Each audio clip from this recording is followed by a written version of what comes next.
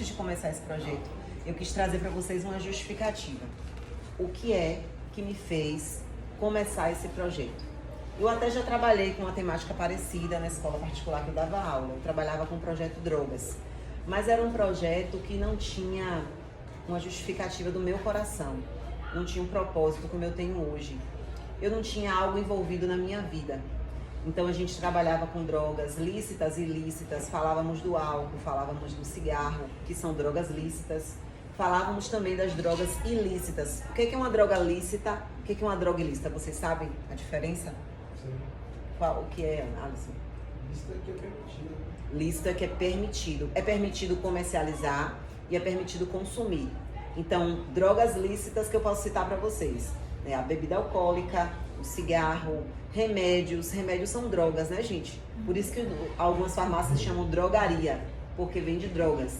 Mas são drogas que tem... O que é que chama uma substância de droga? Droga é tudo aquilo que afeta, né, o sistema nervoso central. Então tem muitos medicamentos que afetam o sistema nervoso, mas o Ministério de Saúde permite a utilização, porque os danos que ele causa são menores do que os benefícios.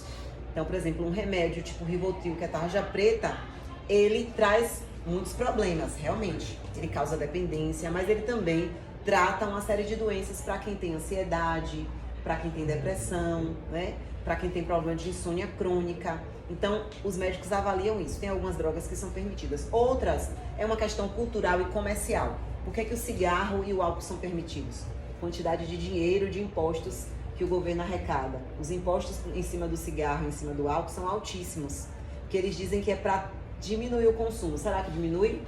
As cervejarias, ó, estão bombando por aí. Não diminui nada. Eles só arrecadam mais, né? E agora também existe um debate para legalizar outro tipo de droga. Qual é? Cannabis. A cannabis, que é a maconha, né? E muita gente discute, permite, não permite, legaliza, não legaliza. Ah, professora, muitos vão dizer assim, professora, não adianta ser proibido, se quem quiser usa, é fácil de encontrar. As pessoas dizem também que se legalizar vai diminuir os riscos de violência envolvendo o tráfico de drogas. Não sei, não é o que a gente vai definir agora, que a gente vai debater agora. Mas esse projeto ele ficou marcado na minha vida desde o dia 9 de novembro de 2020. Foi quando aconteceu o acidente com meu filho, que eu já falei para vocês. Então, naquele momento eu decidi que eu precisava falar sobre o álcool em particular. Porque o álcool é uma droga que ela é permitida socialmente. E ela entra na nossa casa pela nossa família. Eu comecei a beber porque eu via minha mãe bebendo muito, e eu casei e eu via meu marido bebendo, e aquilo era normal. Ninguém aponta o dedo e diz, você é alcoólatra, você bebe muito. Não. Agora a pessoa diz, você é maconheiro, você é, o meu nome é, não tem cocaineiro, né? Saciseiro. Não existe esse cocaineiro, né? Mas você é fumador de pó, cheirador de pó, fumador de... Não sei, ninguém fala isso. Todo mundo acha bonitinho. Tem muitos pais, né, e muitas mães que oferecem a cerveja ao filho ainda na adolescência, né, e aí não sabem o perigo que estão correndo. É o que, Lari? Até os pequenos que bebem. Até os pequenos. Eu preparei uma apresentação aqui para vocês para falar um pouquinho da minha história. Tudo dessa palestra, gente, tem tudo a ver com duas realidades da minha vida naquela época. Esse título surgiu já na época mesmo, né? Não Viva por Atacado. Porque eu trabalhava com moda feminina. E o que é vender e comprar no atacado? É comprar em grande quantidade. E a gente percebe que o jovem e o adolescente tem esse hábito. Quer viver no atacado, quer viver intensamente. Ele quer ir pra balada, ele quer ser o último a sair da balada. Ele quer ir pra festa, ele quer beber toda a cerveja do engradado. Ele só vai embora quando termina aquela cerveja, quando termina aquela cachaça. Ele tem que ir para todas as festas. Se tem 10 festas em São João e São José, ele quer ir para as 10 festas em São José. Parece que não tem amanhã. Às vezes, realmente, não vai ter. Como não teve com meu filho. E aí, antes de começar a falar sobre a história de Gabriel, eu vou falar um pouquinho sobre a minha história. Porque a minha história é uma história que se parece um pouquinho com a história de vocês. E talvez possa inspirá-los também a querer alguma coisa melhor, né? Muitos de vocês me seguem no Instagram, E diziam, olha, a professora é blogueira, a professora, né, é famosa. E muitos devem achar que minha vida foi fácil, né? Mas não foi. Minha vida não foi nada fácil. Eu tive uma realidade muito parecida com a de vocês. Eu estudei em escola pública. Eu trabalhava durante o dia, comecei a trabalhar com 16 anos. Trabalhava durante o dia, estudava à noite, desde o meu ensino médio. Minha vida inteira eu estudei em escola pública, como vocês estudam aqui agora, né? E a minha infância foi uma infância muito difícil. Essa foto aqui eu tinha 2 anos, nessa época meus pais se separaram, já em crise. E depois de tudo que eu venho sofrendo há 2 anos, eu começo a entender todas as crises que minha mãe viveu. Porque nós filhos costumamos julgar muito os nossos pais. A gente costuma exigir demais deles. E a gente às vezes não olha para o pai e para a mãe como ser humano que erra, que não é perfeito, mas que também já sofreu suas dores, suas decepções, né? Eu cobrava muito da minha mãe, porque eu tive uma infância que era difícil, né? Minha mãe teve problemas com o álcool também. Eu cobrava muito da minha mãe, por que ela tinha se separado do meu pai? Quem é filho de pais separados aqui? Quem é? Levanta a mão. É fácil? Não, a vida da gente fica muito mais difícil. E eu cobrei tanto da minha mãe isso, adivinha o que aconteceu? Eu também me separei depois. Eu poderia ter sido cobrado pelos meus filhos dessa forma também, né? A vida faz isso com a gente. A gente cobra tanto e depois a gente faz a mesma coisa errada. Mas enfim, não quer dizer que um divórcio seja um erro. Às vezes, o casamento foi um erro e o divórcio, né, é uma solução.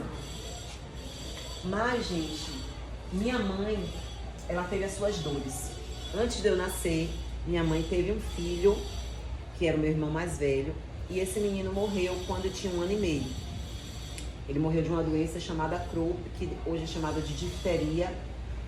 Tem cura se for tratado, mas naquela época, né, a medicina não tinha essa evolução toda, e também minha mãe era de uma família pobre, pode ter demorado com, né, o tratamento, enfim. A minha mãe não costuma falar muito sobre isso, eu também não toco no assunto porque são assuntos dolorosos até hoje para ela. E depois disso, eu nasci com a responsabilidade de suprir esse amor desse filho que morreu. Então a minha mãe, ela me sufocou um pouco quando eu era criança. Eu era filha única, como ainda sou, né? Minha mãe se separou do meu pai e eu vivi a minha infância e a minha adolescência responsável por cuidar da minha mãe. Sempre foi uma carga muito grande. Por isso que às vezes, quando vocês vêm aqui na escola, a professora faltou, tá tomando conta, foi levar a mãe no médico, só tem eu. Eu não tenho outro irmão. Atrapalhar. Peraí. Então, eu cresci com essa responsabilidade, cuidar da minha mãe. E até hoje, se ela adoece, só tem Kézia para ficar no hospital. Se ela precisa fazer um exame, só tem Kézia para levar para fazer o exame. Essas são as desvantagens de ser filha única. E existem várias formas de você lidar com o luto. Eu acredito que a minha mãe não escolheu a melhor. Existem 2 caminhos quando você passa pelo luto. Existe o caminho da dor, do rancor, do ressentimento, da fuga através do álcool, da fuga através de outras drogas. E existe o caminho da fé, do amor, do perdão. A minha mãe escolheu o caminho do rancor, do ressentimento. Durante muito tempo, ela viveu essa vida rancorosa. E ela também buscou a bebida como fuga. E imaginem para uma criança e um adolescente viver com a mãe nesse processo de alcoolismo. Minha mãe, ela já se assume, porque a maior vitória da pessoa que sofre alcoolismo é se aceitar alcoólatra. E a pessoa olhar para si mesma e dizer assim, realmente eu preciso de ajuda. Realmente eu bebo de uma forma excessiva, eu não tenho limite, eu não consigo parar, a bebida atrapalha a minha vida. E a minha mãe, ela soube chegar nesse patamar. Mas mesmo assim, durante a minha adolescência, ela não tinha descoberto isso ainda. Ela não acreditava que ela tinha problema com álcool, ela simplesmente achava que ela estava querendo viver a vida, né? E minha mãe viveu por atacado. Desse jeitinho.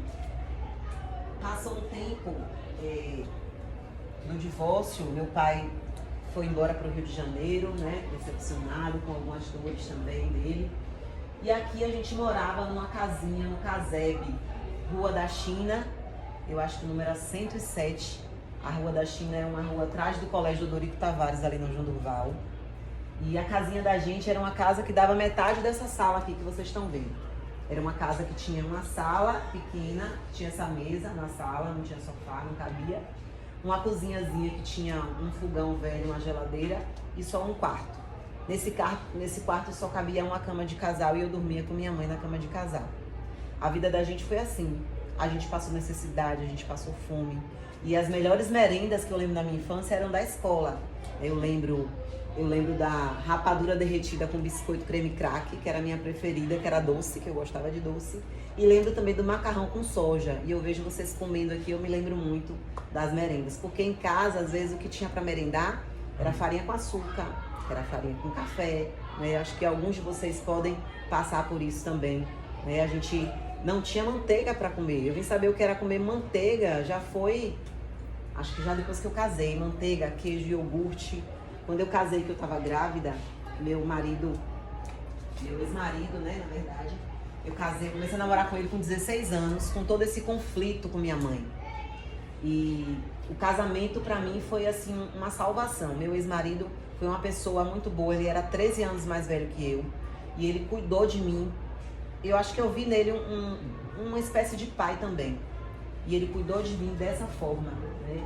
E naquele momento ali, eu tive a minha primeira casa, o meu primeiro quarto, a minha primeira cama.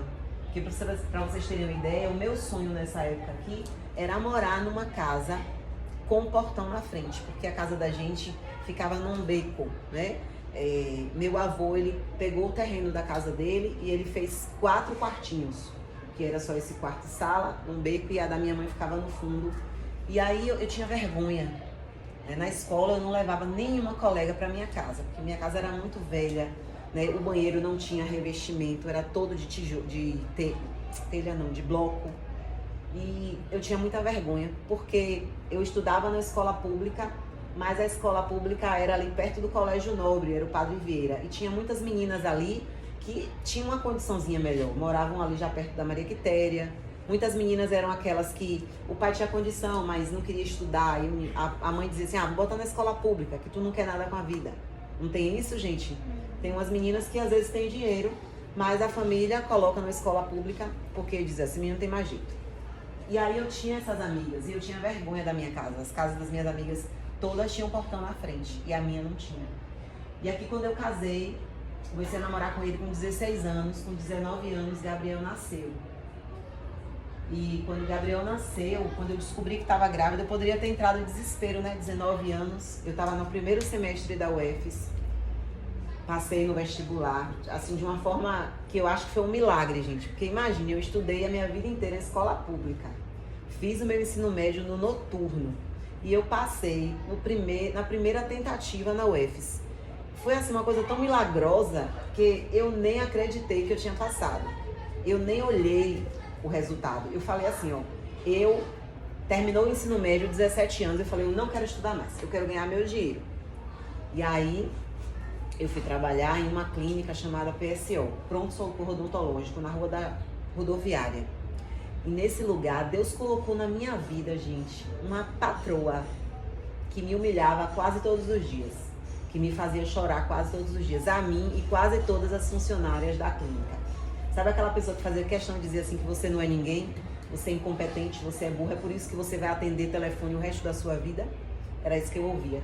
E Deus, Ele coloca às vezes coisas difíceis na vida da gente pra sacudir a gente e dizer assim, ei, não foi isso que eu desejei pra você não, minha filha, sai daí.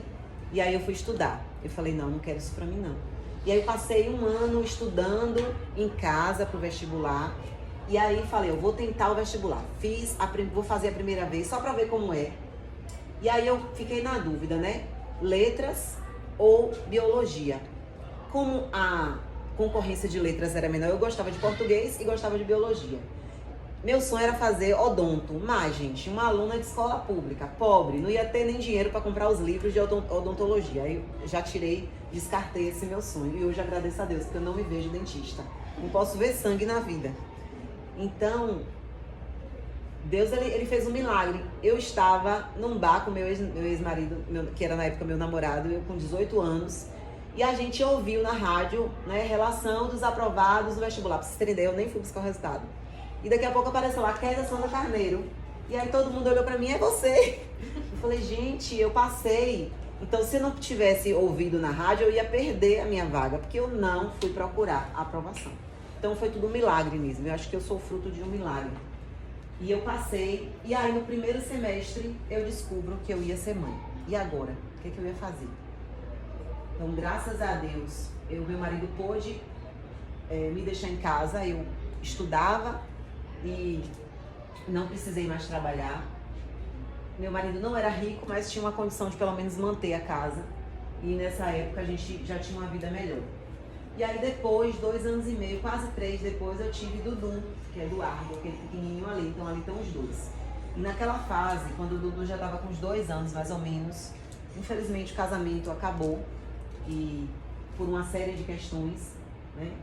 E começou outra fase difícil da minha vida, né? Que a gente volta a ficar sozinhos. E nós passamos assim mais ou menos uns 10 anos e éramos só nós 3, eu, Gabriel e Dudu. A gente passou muita dificuldade. Lembra daquele quartinho lá no fundo? Quando eu me separei, eu voltei a morar com minha mãe nesse quartinho no fundo.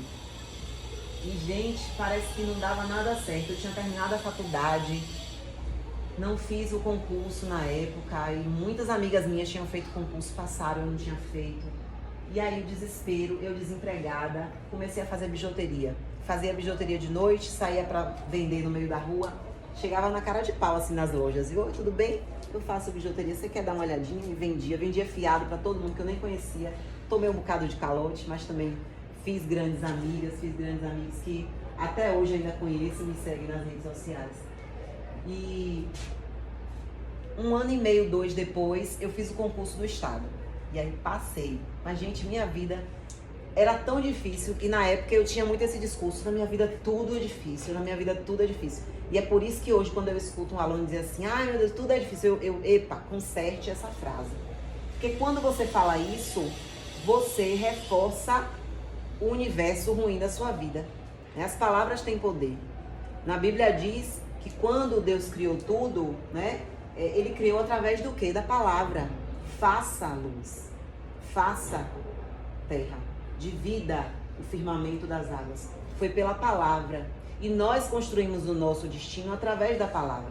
Então, se eu digo minha vida é tudo fácil, tudo difícil, na minha vida tudo dá errado, eu não sirvo pra nada, eu só consigo arranjar um namorado que não presta, eu só consigo arranjar um emprego que não presta. Você tá atraindo o que pra sua vida? Só coisas ruins. Comece a profetizar coisas boas na sua vida. Nessa época eu profetizava coisa ruim. Na minha vida tudo é difícil, tudo dá errado. E adivinha o que acontecia? Tava tudo errado. E aí passei nesse concurso, gente. E sabe o que aconteceu? Tinha 14 vagas, eu fiquei em 12º lugar. Não tinha mais vagas. Eu fiquei em 12º lugar. E o governo do estado chamou 11 pessoas. E aí eu chorei. Meu Deus do céu, por causa de uma pessoa. Na minha vida tudo dá errado. Tudo dá errado. Eu sou uma coitada. E novamente sofrendo. Passei mais 1 ano. E aí finalmente 1 ano depois, o estado me chamou e eu vim pra cá. 14 anos atrás. Cheguei aqui no Maria Quitéria e a minha vida começou a melhorar. Então eu comecei a ser funcionária pública, trabalhava só à noite, comprei meu primeiro carrinho, ainda morava de aluguel, mas já era uma casa com portão na frente. Eu já tinha meu quarto, meus filhos tinham o quarto deles. E depois eu comecei a trabalhar também em outro lugar que me deu muitas alegrias, que foi a Escola Castro Alves. Trabalhei 10 anos na Escola Castro Alves. E nesse período, Gabriel e Dudu foram meus alunos também. Gabriel foi meu aluno no 9º, no 1º, no 2º, acho que no 3º ano também. E falar de Gabriel, eu vou falar um pouquinho agora, largar um pouquinho a minha história e falar um pouquinho dele. Falar de Gabriel simplesmente, parece que vocês vão achar que eu estou rasgando seda, porque é meu filho, né? Mãe fala bem dos filhos, né? Mas não. Eu vou falar e eu vou provar. Gabriel era um menino muito inteligente, era um menino meigo, muito alegre e amigo de todo mundo. Aqui ele tinha ganhado uma medalha de melhor aluno da escola, acho que da série, do 9º ano. E ele era esse menino assim, espetacular. Ele era bom em português, ele era bom em matemática, ele era bom em física, ele era bom em tudo. Puxou a mãe, né, gente, assim, inteligente, bonito igual a mãe. E aqui a vida da gente começa a mudar. um trechinho de um vídeo aqui dele na escola. Depois do acidente, muitos colegas me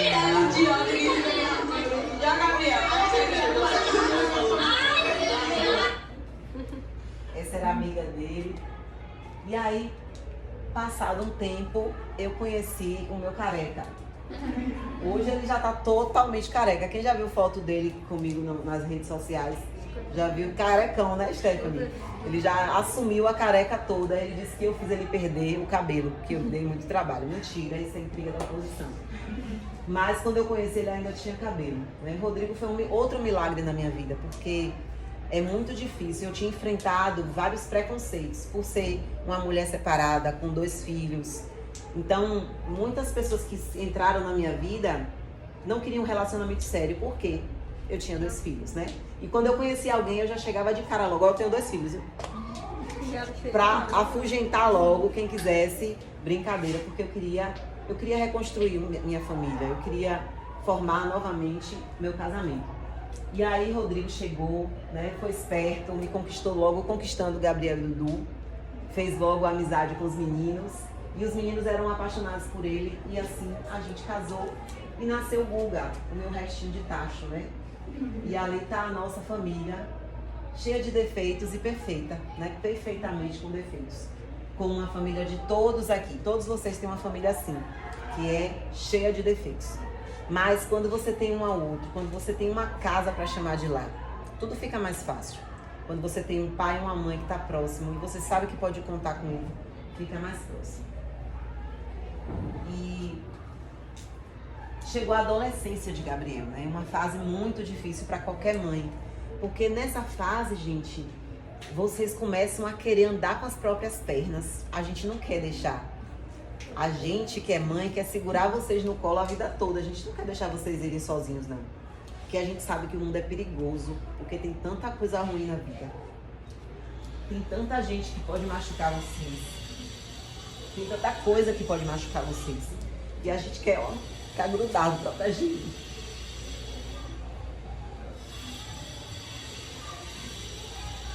Mas a gente não vai conseguir.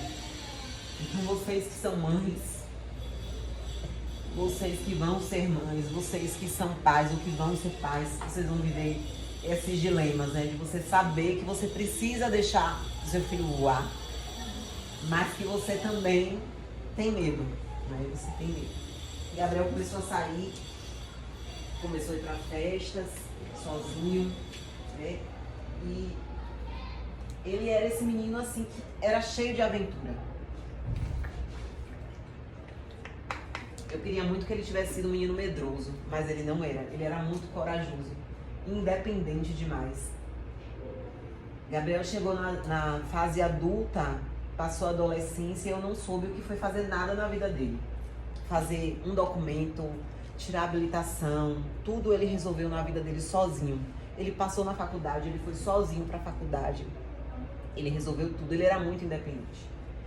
E cheio de vida, né? Aqui é uma lembrança que eu guardo assim, com muito carinho, porque Gabriel, ele passou em 2 vestibulares. Ele passou no bacharelado em engenharias na UFBA em Salvador. E aí o coração de mãe fez o quê? Não, mãe, não vai para Salvador não. Bora tentar em feira, né? Não vai para Salvador não. E aí ele aceitou e aí fez essa seleção daqui da Unifax em feira, uma seleção de bolsas. A Unifax todo ano dá 50 bolsas integrais, então a pessoa não paga nada. E Gabriel passou em primeiro lugar em Feira de Santana. E juntando Feira e Salvador, ele ficou em 6º lugar. Então ele começou a cursar engenharia mecânica. E foi um orgulho pra mim, assim, sabe? Ele começou ali já na faculdade. Na época a gente fez bolinho de comemoração. E essa foi uma das alegrias. Outra alegria que ele me deu foi a responsabilidade no trabalho. No início eu relutei muito, eu não queria que ele trabalhasse. Por quê? Porque eu sabia como era difícil essa vida, né?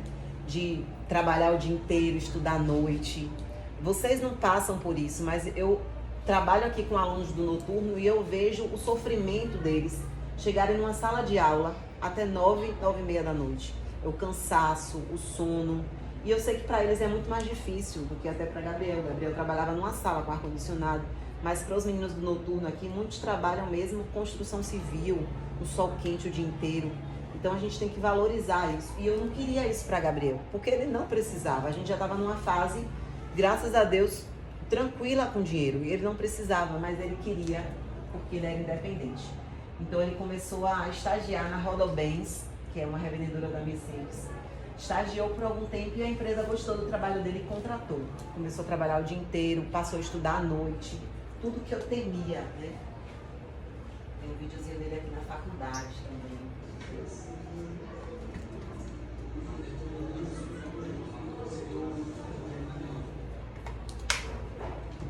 Barbudo, eu já reclamava dessa barba.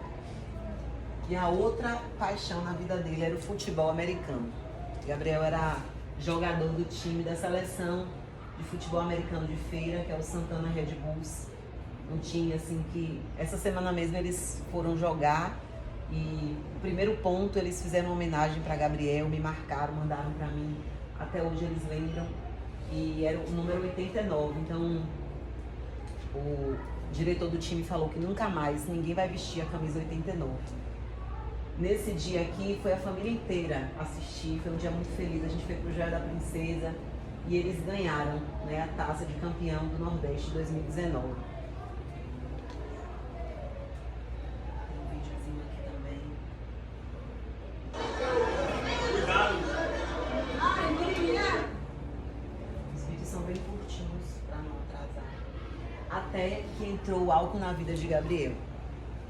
Na verdade, não é que o álcool entrou nessa fase, ele já bebia. Mas as coisas começaram a sair do controle. Eu não sei quando o Gabriel começou a beber, mas eu acredito que deve ter sido pela faixa dos 15 anos, 16, não tenho certeza.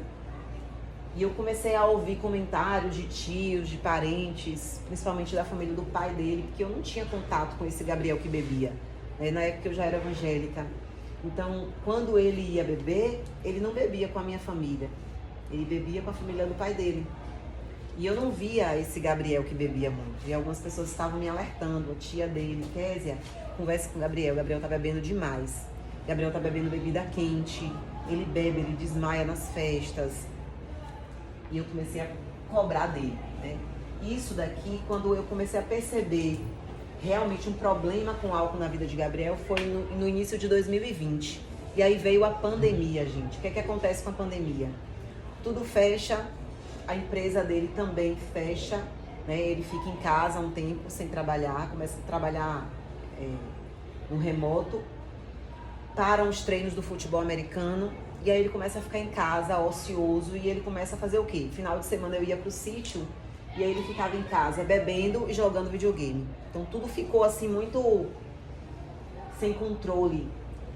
Era um vício, que ele parecia que ele vivia para jogar videogame. Ele vivia tomando aqueles energéticos e aí ele passava a noite, né, virava a noite jogando videogame.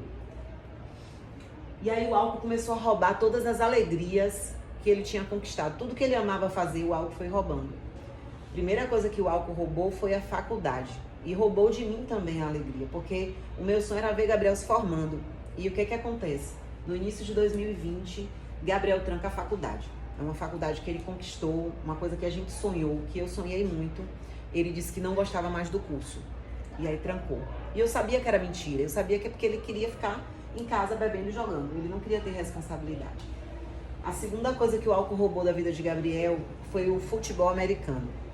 Passou a época do lockdown, né? Os treinos retomaram, os colegas começaram a chamar ele de volta para ele treinar e ele não queria mais treinar, né? O álcool roubou Gabriel do nosso convívio social. Para vocês terem ideia, a gente comprou esse sítio em final de junho, julho. Gabriel faleceu em novembro, dá uns 5, 6 meses. Gabriel nunca foi pro sítio com a gente, nunca. Ele não queria mais sair comigo, né? Não queria mais nem sair com o pai. Ele só ficava com esses amigos que bebiam. Então, o final de semana dele era somente beber e jogar videogame. Até então, porque os bares ainda estavam fechados, né? 2020, os bares foram abrir, infelizmente, no mês de novembro, que foi justamente quando o acidente aconteceu. Então, a gente viu aí que ele perdeu, né, o gosto pelo esporte, perdeu o gosto pelo convívio familiar, perdeu o gosto pela faculdade e o que estava próximo de Gabriel perder também por causa do álcool. Estava próximo de perder o emprego. 2 meses antes de Gabriel falecer, ele já tinha faltado no trabalho umas 4 ou 5 vezes. Ele bebia demais na sexta, ele trabalhava no sábado e não conseguia acordar. Ou então bebia demais no domingo, na segunda-feira ele não conseguia acordar. O acidente de Gabriel aconteceu na segunda-feira, 4h30 da manhã. Naquele dia ele iria trabalhar. Vocês acham que ele conseguiria se não tivesse acontecido o acidente? Não. Ele começou a beber no domingo, 4 da tarde, ele foi para uma festa. Ele saiu dessa festa porque não bastava, ele queria viver por atacado. E ele saiu daquela festa umas 6, 7 horas da noite, foi para outra festa no Ville Gourmet, porque não bastava, e bebeu até 4 da manhã. Essa foto foi o último dia de vida dele. Foi nessa maldita festa que tudo aconteceu, né? Aí são os últimos amigos que puderam ter a presença dele, as últimas fotos, os últimos abraços, todos aconteceram nessa festa aí. E aí chega o fim, né? Quando eu recebo a certidão de óbito. E, na verdade, o que eu queria receber eram tantas outras certidões. Eu queria receber a certidão de conclusão de curso do meu filho. Eu queria receber a certidão de casamento. Queria receber a certidão de nascimento dos meus netos. Mas a certidão de óbito nenhuma mãe merece receber. No dia 9 de novembro, aconteceu um acidente na Avenida João Durval, nas primeiras horas da manhã do dia 9. A reportagem saiu 7h30 da manhã, mas o acidente aconteceu 4h30, na João Durval, ali nas imediações da feirinha da Estação Nova. E aqui fala que uma pessoa morre, 3 ficam feridas. A notícia, como aconteceu muito próximo do acidente, a gente vai perceber que tem alguns problemas, né? Só foram 2 pessoas feridas, meu filho morreu e mais 2 estavam feridas, foram os primos dele. O veículo não era de aplicativo, na verdade, o primo dele que estava dirigindo, ele realmente rodava como Uber, mas naquele dia ele estava na festa com ele e não teve moto nenhuma, vocês vão ver. Eu passei, gente, 1 ano e meio. No dia do acidente, muita gente me mandou o vídeo do acidente. Muitas pessoas me marcaram, mas eu não assisti. Passei 1 ano e meio, mas quando eu resolvi fazer essa palestra, resolvi fazer esse projeto, eu falei pra mim, eu preciso assistir esse vídeo. Que eu queria trazer pra vocês. Parece que quando vocês descobrem que aconteceu um acidente envolvendo álcool, vocês não imaginam o que pode acontecer com vocês, né? A gente nunca imagina o que acontece com a gente. Mas eu quero que vocês vejam, que vocês se choquem e que vocês tenham um pouco de impacto no coração de vocês. Eu sei que muitos de vocês vão ouvir isso aqui, tudo que eu tô falando, vai entrar por aqui, sair por aqui. E talvez alguns ainda no final da aula parem na praça ali e tomem uma cervejinha. Infelizmente eu não posso mudar a vida de vocês, eu não posso entrar na cabeça de vocês e fazer com que vocês mandem. Mas se tem uma coisa que eu quero, é que pelo menos se uma pessoa conseguir mudar a vida, se Deus conseguir salvar uma vida através da vida do meu filho, já valeu a pena. Valeu a pena morrer. A gente vai morrer de qualquer jeito. Mas o que a gente vai fazer com a morte? A gente vai virar um mártir do diabo? Tem um livro que eu tô lendo que chama Quando Coisas Ruins Acontecem a Pessoas Boas. E no livro, logo no finalzinho, um repórter pergunta a uma teóloga alemã, onde estava Deus no Holocausto? Vocês sabem o que foi o Holocausto, né? Aquela ocasião que os nazistas mataram milhões de judeus. Onde é que estava Deus nesse momento? E aí a teóloga fala, olha, você fez a pergunta errada.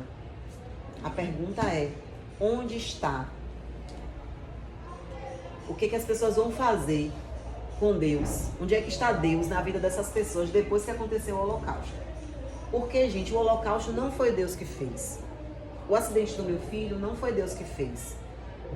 Os desastres que acontecem, quando um morro desaba e famílias são soterradas, não foi Deus que fez. Deus não criou a gente para sofrer. Deus não criou a morte. Não era plano dele a gente passar por tudo isso.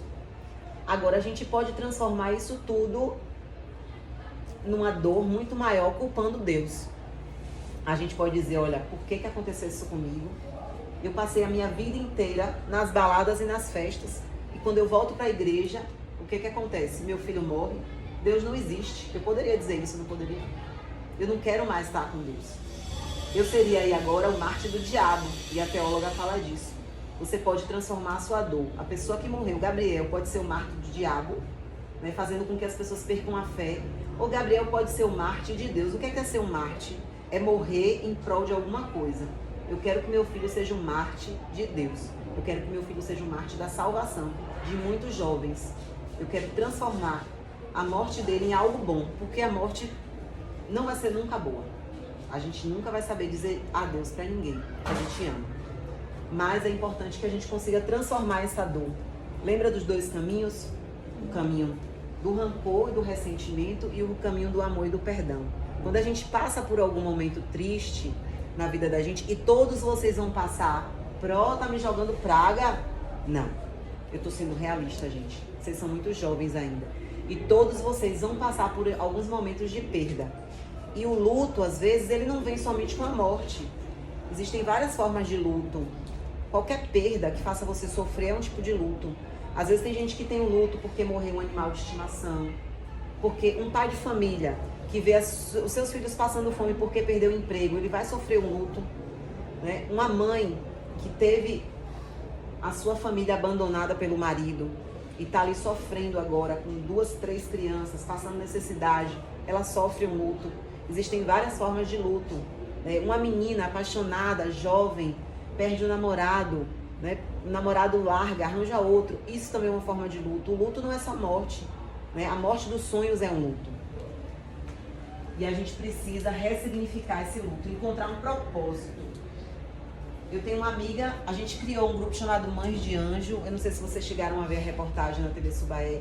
E nesse grupo eu tenho uma amiga chamada Luciana. E ela transformou o luto dela numa luta em prol da doação de órgãos. A filha dela, ela tinha problema renal, precisava de transplante renal. E ela viu a dor de muita gente nessas filas de transplante. Infelizmente, a filha dela não conseguiu esperar o transplante porque morreu de Covid. Foi na época da Covid. E a gente sabe que essas pessoas que têm problemas de saúde mais graves, elas são alvos mais fáceis da Covid. Então, a gente pode transformar essa dor em um propósito. Hoje ela tem um propósito de ajudar mães que têm filhos que são pacientes renais crônicos, porque é difícil você ver. Imagine, ela começou a viver na sala de hemodiálise, a filha dela tinha 3 anos, Camila morreu com, acho que foi 23 ou 27 anos, o nome da filha dela era Camila. Então ela viveu mais de 20 anos fazendo hemodiálise. Você sabe o que é hemodiálise? É uma máquina bem grande, você senta e ali o seu sangue, porque o rim faz o quê? Filtra o nosso sangue. Se o nosso rim não consegue filtrar, o nosso sangue todinho passa por uma máquina e filtra. A pessoa vive com um cano assim preso no pescoço, no braço, a pessoa sofre desmaios, enjoo, é um sofrimento. A pessoa tem que fazer isso mais ou menos 2, 3 vezes por semana. Imagine, ela viveu isso a vida inteira, ela viveu para a filha dela. Eu posso transformar a minha dor também. Meu filho morreu pelo álcool. E eu posso transformar a minha dor no propósito de tentar afastar os jovens do álcool. Aqui a gente teve algumas reportagens, né, na época do acidente. Uns 8 dias depois eu fiz um vídeo na minha rede social e esse vídeo circulou. E o Acordo da Cidade me procurou para falar comigo. Também no Dia das Mães, eles me fizeram uma homenagem. Foram na minha casa, me pediram alguns objetos de Gabriel. Foi na minha casa que a gente fez. E aqui está o vídeo do acidente, né? Como eu falei para vocês, eu passei 1 ano e meio sem ter a coragem. E no final de semana, foi o momento que eu parei para fazer essa apresentação, foi muito difícil. Eu passei o final de semana bem difícil, né? Difícil porque eu fui revendo fotos, eu fui revendo reportagens, eu fui revendo mensagens e eu assisti o vídeo pela primeira vez. Mas todas as vezes que eu tentava desistir de assistir esse vídeo, eu lembrava de um versículo em Josué 1:9, que diz assim: seja forte e corajoso. E Josué, ele recebeu a missão de Deus de tomar o lugar de Moisés que tinha morrido. E Josué era jovem, estava com medo. E Deus falou, seja forte e corajoso que eu vou te ajudar. E eu ouvi Deus falando isso comigo também, para eu ser forte e corajosa, porque Ele estaria aqui comigo e Ele vai me ajudar. Na terça-feira, eu apresentei essa palestra para o matutino, para o vespertino e para o noturno. De manhã foi muito mais difícil, eu chorei muito, né? À tarde eu já estava mais calma e à noite eu consegui não chorar nada. Hoje eu já estou aqui engasgando, mas eu estou segurando. Né? Não é fácil, mas é preciso ter coragem. Esse vídeo vai mostrar a violência do álcool, gente. Quando a gente fala que o álcool mata, não é brincadeira, não é metáfora. É de verdade. Vocês estão vendo aqui no vídeo, parece que foi lento, mas é porque o vídeo ele tem um pouco de delay, tem um pouco de atraso. Quando você vê o vídeo na rede social, é porque o jornal ele arquivou o vídeo e só desarquivou quando eu entrei em contato com as meninas da Rádio Sociedade, que eles tinham postado. Algum estagiário postou, mas depois alguém denunciou e eles apagaram e arquivaram. Aquelas duas imagens ali embaixo são os primos de Gabriel. Eles estavam no banco da frente, Adrian dirigindo e Reissas no outro banco. E eles simplesmente foram arremessados, sabe? Numa violência que você olha assim e diz assim, meu Deus do céu, eles morreram. Eles saíram vivos do hospital no mesmo dia, né? Foi somente coisa leve. E o meu filho, infelizmente, ele ficou preso no vidro do banco de trás. Foi arremessado naquele vidro. Ali não dá pra ver ainda, provavelmente ele deve ter sido arremessado quando o carro girou pra lá. E, infelizmente, ele não resistiu. Ele teve hemorragia interna, a SAMU chegou a socorrer, mas ele morreu ainda dentro da SAMU, porque ele perdeu sangue demais. E aí eu quero falar um pouquinho pra vocês de quem foi Gabriel. Gabriel para as outras pessoas, né? Aqui tem algumas mensagens de pessoas que conheceram Gabriel. Então aqui uma colega dele colocou que ele sempre foi um menino inteligente e amoroso na minha vida, sempre foi especial. Eu me afastei de praticamente todo mundo do Castro Alves, menos dele. E ele era assim, esse menino mesmo. Inteligente, amoroso, doce. Aquela mensagem ali, quem me mandou foi uma menina que conheceu o Gabriel naquela festa. Naquele dia da festa, eu tava vindo do sítio, domingo de noite, e eu vi os stories dele, eu vi que ele tava nessa festa. Eu mandei mensagem no direct, falei, vai pra casa, guri. E ele falou pra mim, na estante, mãe, já arranjei 3 noras pra senhora aqui. Ele ficou com 3 meninas. As 3 meninas que ficaram com ele nesse dia, depois me mandaram mensagem no Instagram. Não sei como elas me descobriram, não sei como elas me acharam. E essa foi uma delas, né? Passando para deixar meus sinceros sentimentos a todos os amigos e familiares. Não tenho memórias registradas com ele, mas temos em nossa memória, eu e uma amiga. Ainda tivemos o prazer de conhecer o teu filho no mesmo dia que Deus recolheu ele de volta. Conversamos menos de meia hora, mas foi o suficiente para que eu e minha amiga guarde o rostinho dele em nossas lembranças por uma vida inteira. Parabéns pela criação que destes ao Biel. É nitidamente visível o menino doce e querido que ele foi na terra. Aqui foi outra amiga dele. Bem assim, ele sempre soube da mãe retada que a senhora é. Linda, maravilhosa e guerreira. Sempre soube que era muito abençoada em seu filho. E o sorriso dele dava conta de dizer tudo isso, quando ele falava, minha mãe é gata mesmo, no Puxigaré. Consigo lembrar nitidamente quando ele falava essas coisas. Dói lembrar que não veremos mais aqui, mas tenho a certeza que Gabriel teve e tem a melhor mãe do mundo. E aqui, eu vou mostrar pra vocês quem foi Gabriel pra mim. Eu guardo ainda as mensagens, as conversas da gente de WhatsApp. E aqui era assim que ele me tratava, né? Tô na casa de meu pai, minha mãe linda e poderosa. Bom dia, minha mãe linda. Mãe, minha deusa grega. O carro da senhora tá em casa, aqui era pra pedir o carro, gente. Aí pra pedir o carro tinha os adjetivos melhores. Diga, mãe linda do meu coração. Aqui quando ele tirou a habilitação, ele mandou logo o recado, da Autos Rolés de 2008, quero meu carro. Bom dia, mulher mais linda do mundo. Eu poderia ter a graça de pegar o carro de Vossa Senhoria hoje de tarde? Mãe, minha rainha, a senhora tem quanto de limite? Que era para usar meu cartão de crédito. E os nossos eternos eu te amo, né? E eu agradeço muito a Deus porque eu tive a oportunidade de dizer que amava meu filho. E também tive a oportunidade de ouvir ele me dizer que me amava. Então, hoje, quando você chegar em casa, não perde a oportunidade de dizer para o seu pai, para sua mãe que você ama. Porque pode ser o último dia, pode ser a última chance que você vai ter. A gente não sabe no dia de amanhã. Mas essa palestra, eu não quero que ela tenha uma conotação de morte, de sofrimento, de tristeza. Apesar de que às vezes a gente não segura a emoção. Mas a intenção de fazer essa palestra é falar de esperança. Porque tem um recomeço depois do luto, tem um recomeço depois da morte. E como é que a gente tem esse recomeço? A gente tem esse recomeço através de um propósito de amor, de esperança, né? A gente tem que entender que tem que haver alguma coisa na sua vida que você defina como sua missão.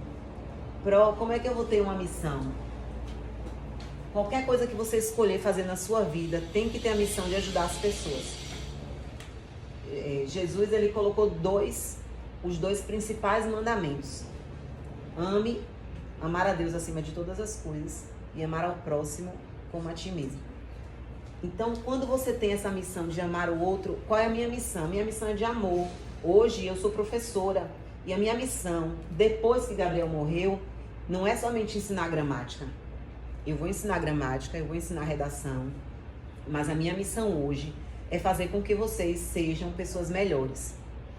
Fazer com que vocês construam sonhos, com que vocês acreditem em vocês, porque vocês vêm de uma realidade difícil, porque às vezes você nasceu e cresceu acostumado a ouvir alguém dizer que você não consegue, que você é burro, que você é repetente, que você, né, não precisa disso, você não merece isso, que isso não é pra você, mas a faculdade é pra você.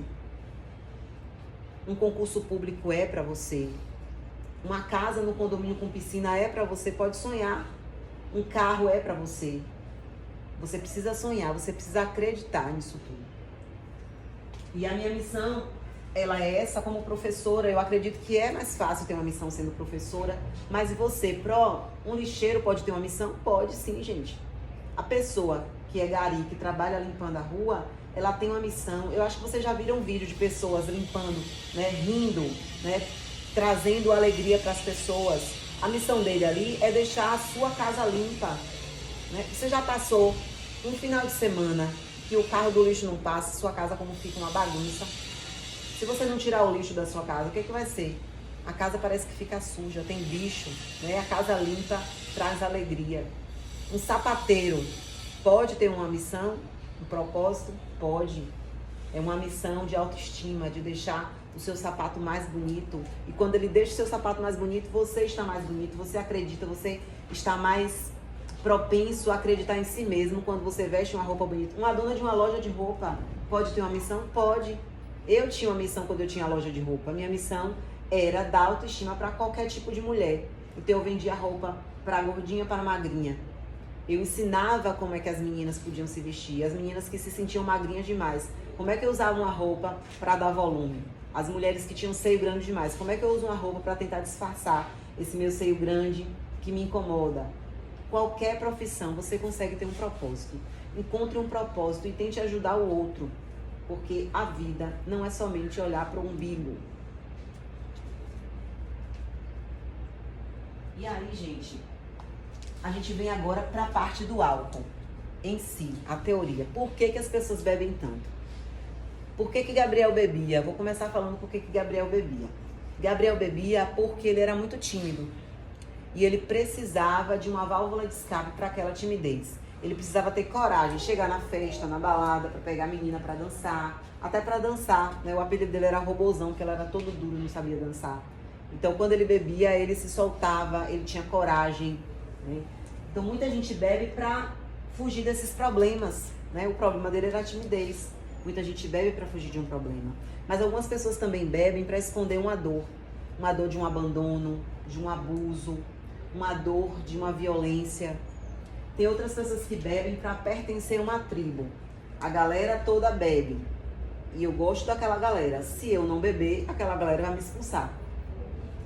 Então, qual é o conselho que eu te dou? Procure outra galera, né?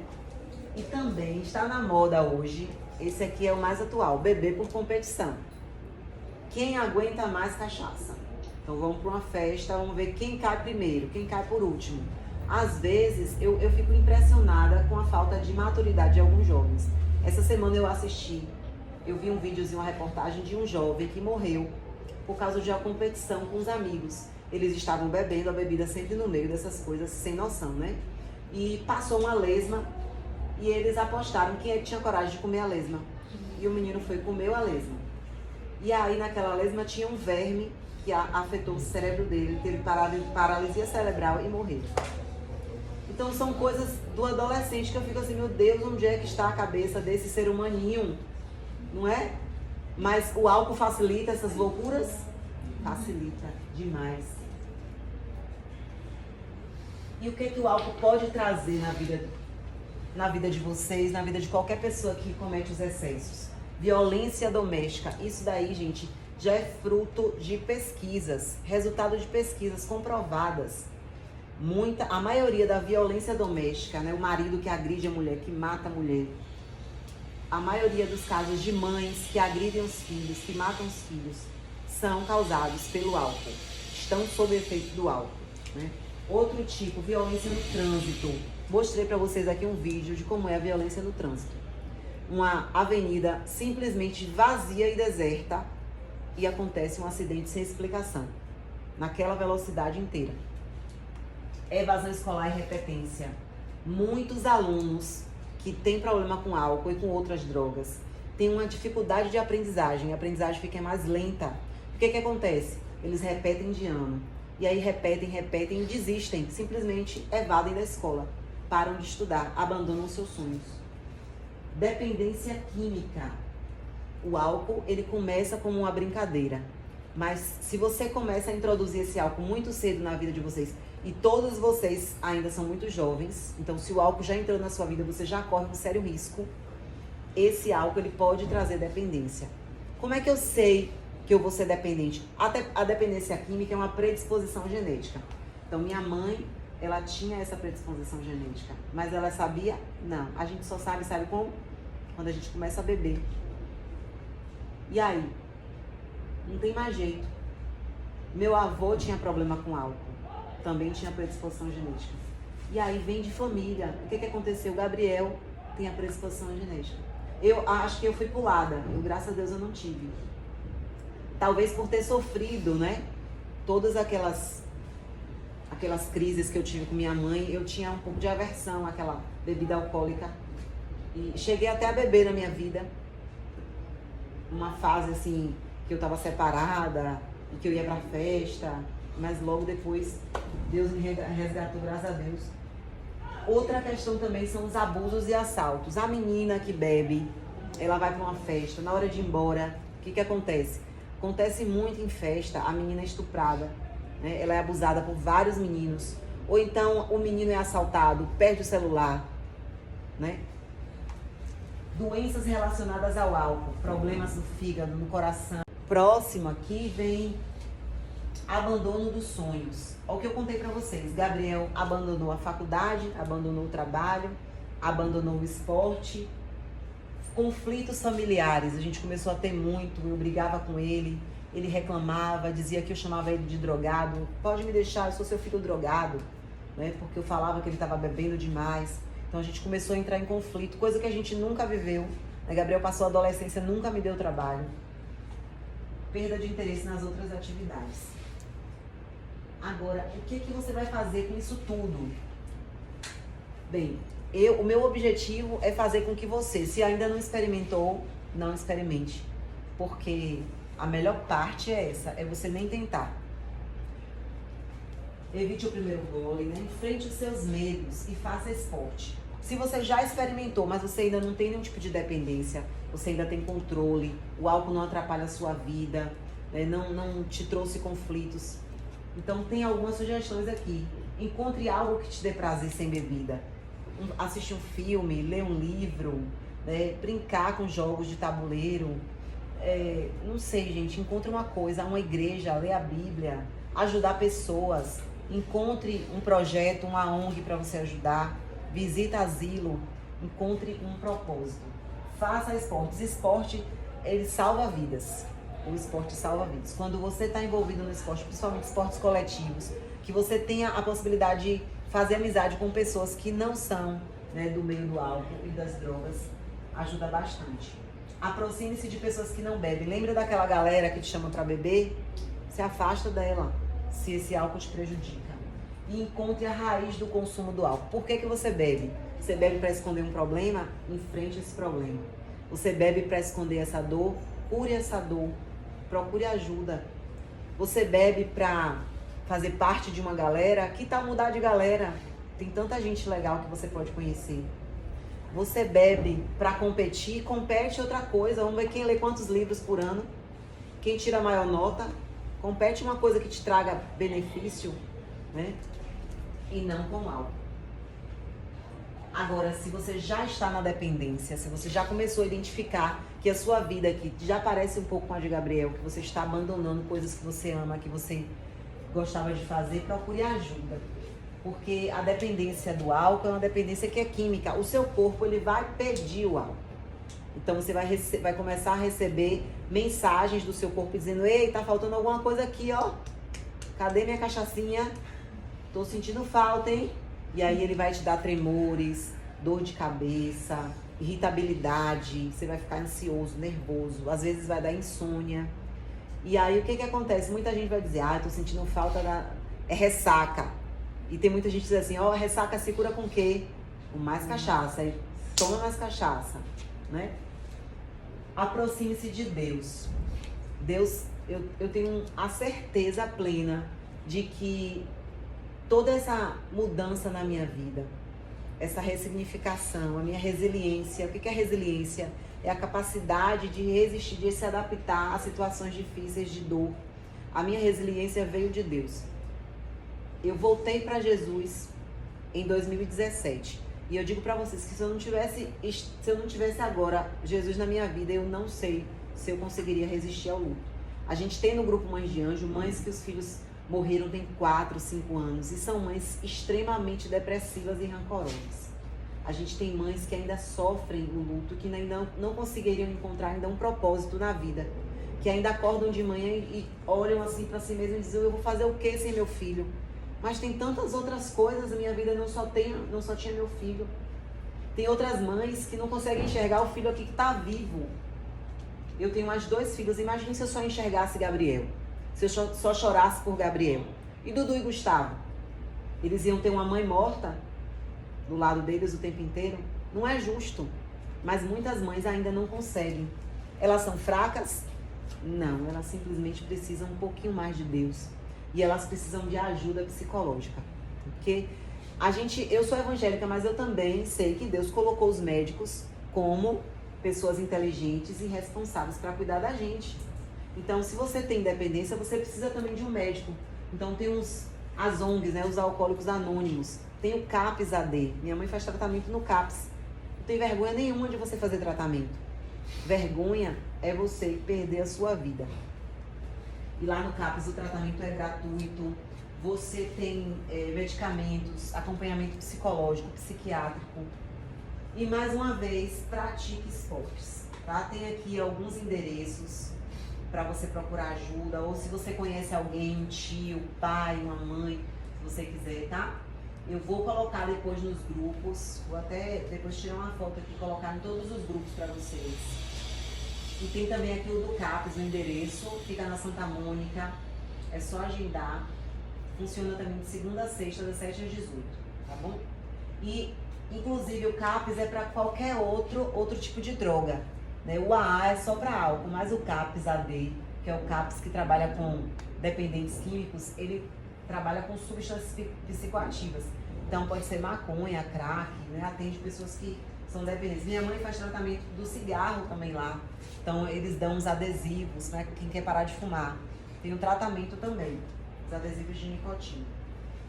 E agora, gente, conselhos de Kézia. A Kézia que está aqui agora não é só professora, é mãe. Mas não é sua mãe não, que a sua mãe você não obedece. A sua mãe você chama de chata, né? É Kézia, mãe de Gabriel. Tá? Não tenha pressa de viver. Você tem tempo, você vai ter tempo se você não for com tanta fome ao pote. Vai com calma. Cuidado com suas companhias. Tem um ditado que diz assim, ó, você é a média das 5 pessoas com quem você anda. Se as 5 pessoas que você anda são cachaceiros, você é o quê? Cachaceirinha. Se você anda com 5 pessoas que são baderneiros, que não gostam de estudar, você vai ser baderneiro, baderneira, tá? Então escolha bem suas companhias. Escolha pessoas melhores que você, porque essas pessoas, elas vão te desafiar a ser uma pessoa melhor.